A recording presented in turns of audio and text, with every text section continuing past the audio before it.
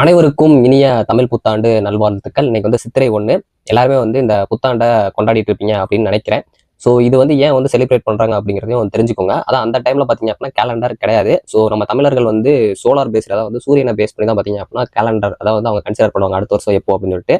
அதை வச்சு பார்க்குறப்போ அவங்க அந்த சித்திரை 1 வந்து கன்சிடர் பண்ணியிருக்காங்க. பட் சயின்டிஃபிக்காக பார்த்தோம் அப்படின்னா அந்த மார்ச் 2021 இப்போ கொஞ்சம் டைம் வந்து நம்மளுக்கு இயர்ஸ் கடந்து போனனால நம்மளுக்கு இந்த ஏப்ரல் 14 வந்திருக்குன்னு நிறைய பேர் சொல்றாங்க. பட் நம்ம கவர்மெண்ட் செலிப்ரேட் பண்றது, அது போக இன்னைக்கு ஒரு கவர்மெண்ட் ஹாலிடேங்கிறது தமிழ் புத்தாண்டு அப்படிங்கிறது நம்ம இன்னைக்கு வந்து நிறைய பேர் செலிப்ரேட் பண்ணிட்டு இருப்போம். ஸோ எல்லாருக்குமே இன்னொருக்கா சொல்றேன், தமிழ் புத்தாண்டு நல்வாழ்த்துக்கள். இந்த நாளில் வந்து எல்லாரும் கோயில் போறது, ஸோ நியூ ட்ரெஸ் போடுறது, வீடை கிளீன் பண்ணுறதுன்னு சொல்லி நிறையா வந்து பண்ணிட்டு இருப்பீங்க. இந்த தமிழ் நாளை வந்து ஒரு புது வருட பிறப்பு நல்லா வந்து செலிப்ரேட் பண்ணிட்டு இருப்பீங்க. ஸோ இதை வந்து ஒரு புது தொடக்கமாக பாருங்க. கண்டிப்பாக ஒரு நியூவாக ஒரு ஸ்டார்ட் பண்ணுற மாதிரி வச்சுக்கோங்க. புதுசாக ஒரு நம்பிக்கை நமக்குள்ள வரும். கண்டிப்பாக இந்த வருட பிறப்பு எல்லாருக்குமே வந்து அடுத்து ஒரு சக்ஸஸாக அமைய வாழ்த்துக்கள். ஃபைனல் இயர் ஸ்டூடெண்ட்ஸிங்க அப்படின்னா அவங்களுக்குலாம் அடுத்தடுத்து உங்களோட சக்ஸஸ் தேடி நீங்கள் போகிறதுக்கு ஒரு நல்ல ஜார்னியாக இருக்கும். ஸோ இது ஒரு நியூ ஸ்டார்ட் தான்.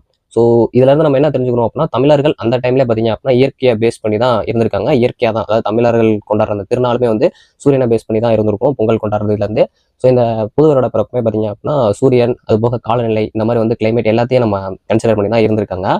ஸோ தமிழன் அப்படின்னா அது ஒரு மொழி கிடையாது, ஸோ அது உணர்வு. ஸோ நம்ம ரத்தத்தில் எப்பயுமே அது ஓடிட்டு இருக்கும். ஸோ நம்ம மறந்தாலுமே எப்பயுமே தமிழ் நம்மளை மறக்காது அப்படின்னு சொல்லிட்டு இன்னொருக்க நான் சொல்லிக்கிறேன். இனிய தமிழ் புத்தாண்டு நல்வாழ்த்துக்கள். எல்லாருமே வந்து ஆங்கில புத்தாண்டு கொண்டாடினாலும் தமிழ் புத்தாண்டை கண்டிப்பாக நம்ம தான் வளர்க்கணும்.